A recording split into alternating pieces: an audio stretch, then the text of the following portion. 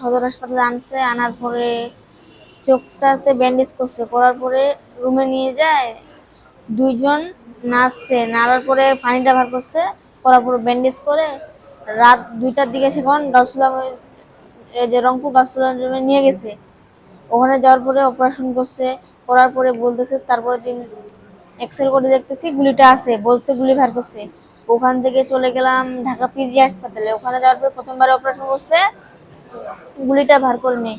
তারপরে আবার গেলাম, বাসায় আসি আবার গেছি, যাওয়ার পরে গুলিটা ভার করছে 22 তারিখে।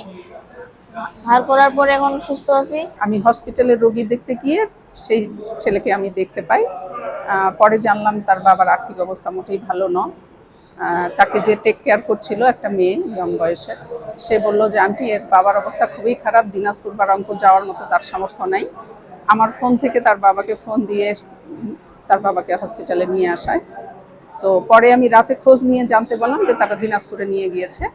ওখানে 2 দিন থাকার পরে পিজি হাসপাতালে ভর্তি করে প্রথম দফায় অপারেশন করে গুলি বের করেনি।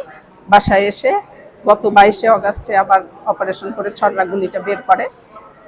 পরে রিলিজ নিয়ে আবার বাসায় আসে। গত 8 তারিখে আবার চেক আপের জন্য ঢাকায় যায়। সেদিনও ডাক্তার দেখেছেন। তো এর মধ্যে 24-25 তারিখে আমিও পিজি হাসপাতালে তাকে দেখতে গিয়ে ডাক্তারের সাথে আমারও কথা হয়েছে। ডাক্তার কিন্তু সেরকমভাবে মানে গ্যারান্টি দেননি যে ছেলে দেখতে পাবে। আর আবার 1 মাস পরে চেক আপের জন্য যেতে বলেছে।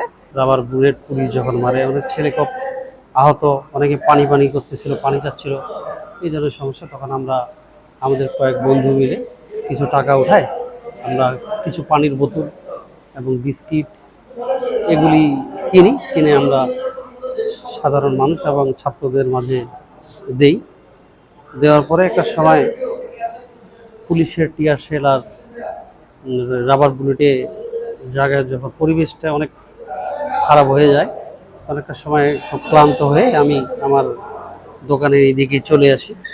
সারাদিনই মোটামুটি সমস্যা, আপনার হচ্ছে পুলিশের সঙ্গে আপনার হচ্ছে সাধারণ মানুষ এবং ছাত্রদের পাল্টা ধাওয়া হয়। বৈষম্য বিরোধী ছাত্র আন্দোলনের 4 তারিখে আমি ঠাকুর সদরে অবস্থান করছিলাম এবং শান্তিপূর্ণভাবে মিছিল করছিলাম।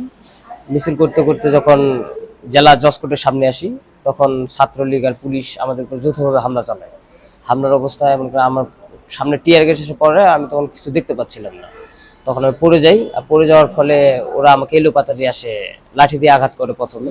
তারপরে যখন ওখান থেকে আমি দৌড়ে পালানোর চেষ্টা করি, তখন রামদা দিয়ে আমার হাঁটুর মধ্যে গুরুতরভাবে জখম করে, যেখানে আমার বাটিটা দ্বিখণ্ডিত হয়ে গেছে। দ্বিখণ্ডিত হওয়ার কারণে একদম পুরোটাই অনেকটা সেলাই দেওয়া হয়েছে, অপারেশন করছি, প্লাস্টার ছিল। আমি হাসপাতাল থেকে কয়েকদিন আগে বাসায় গেছি, সেলাই টেলাই কাটছি। এখনো স্বাভাবিকভাবে সুস্থ না, ডাক্তার বলছে স্বাভাবিকভাবে সুস্থ হতে প্রায় 1 থেকে 1.5 বছর সময় লাগবে। কোর্টের সামনে পুলিশ আমাকে পায়ের দিকে লক্ষ্য করে গুলি ছুড়ে, এতে 50টার মতো গুলি লাগে। সেখানে পড়ে যায়, ছাত্রগুলো আমাকে সদরে নিয়ে যায়। সেখানে তেমনটা চিকিৎসা হয়নি সেদিন। এরপর থেকে সেখানে ক্লিনিকে যায়, ক্লিনিকেও চিকিৎসা হয়নি, 2টা ক্লিনিকে যায়। তারপরে প্রাইভেটভাবে চিকিৎসা করার পর 1 সপ্তাহ পর তারপর দিনাজপুর মেডিকেলে যায়।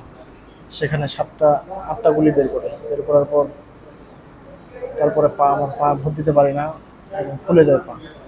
সেখান থেকে বাসায় আসি, বাসায় আসার পর তেমনটা উন্নতি হয়নি।